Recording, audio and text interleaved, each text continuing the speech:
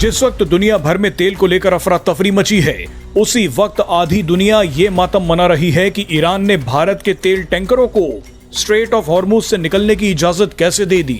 लेकिन अब इसी बीच तेल को लेकर एक ऐसी खबर आई है जिसे देखकर आपके होश उड़ जाएंगे। आपने देखा होगा कि जब भारत रूस से बहुत ज्यादा तेल खरीद रहा था, उस वक्त भी कांग्रेस को बहुत दिक्कत थी। लेकिन जब भारत ने अपनी जरूरतों के हिसाब से रूसी तेल खरीद को थोड़ा कम कर दिया, तब भी कांग्रेस ये बोलती रही कि मोदी ने सरेंडर कर दिया है।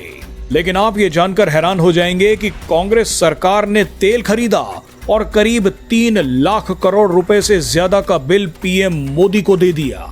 कांग्रेस के खरीदे हुए तेल का बिल पिछले कई सालों से मोदी सरकार भर रही है। मोदी सरकार अगर ये बिल नहीं चुकाती तो देश सही में बर्बाद हो सकता था। लेकिन अब खबर आई है कि मोदी सरकार ने 3 लाख करोड़ रुपए से ज्यादा का ये बिल चुका दिया है।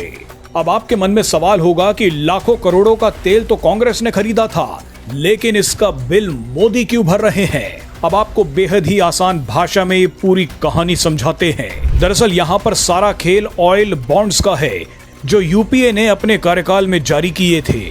ऑयल बॉन्ड्स क्या थे, उसे उदाहरण के रूप में आप ऐसे समझिए कि अगर यूपीए के समय पेट्रोल की असली बाजार कीमत 60 रुपए प्रति लीटर थी, लेकिन वोटरों को खुश रखने के लिए सरकार ने इसकी रिटेल कीमत 40 रुपए तय कर दी, तो इस 20 रुपए के अंतर का बोझ किसी ना किसी को तो उठाना ही था। शुरुआत में ये बोझ ऑयल मार्केटिंग कंपनियों पर डाल दिया गया, क्योंकि अगर सरकार उस समय तेल कंपनियों को तुरंत इस राशि का नगद भुगतान करती तो इससे राजकोषीय घाटा बहुत ज्यादा बढ़ जाता।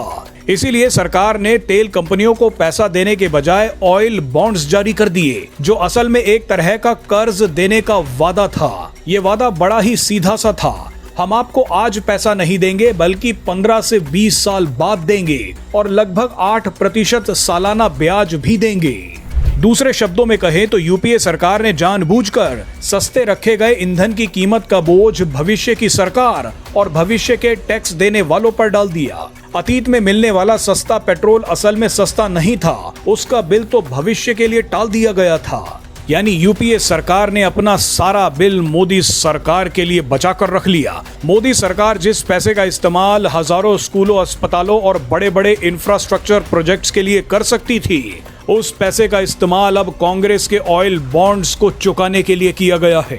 आपको बता दें कि 2008 के वैश्विक वित्तीय संकट के दौरान कच्चे तेल की कीमतें आसमान छूने लगी थी। उस समय यूपीए सरकार ने अचानक ईंधन की कीमतें बहुत ज्यादा बढ़ा दी। एक ही झटके में पेट्रोल की कीमत 5 रुपए प्रति लीटर और डीजल की कीमत 3 रुपए प्रति लीटर बढ़ा दी गई। इसके बाद यूपीए सरकार ने 2005 से 2010 के बीच 1.4 लाख करोड़ के ऑयल बॉन्ड जारी कर दिए, ताकि तेल मार्केटिंग कंपनियों को हुए नुकसान की भरपाई की जा सके।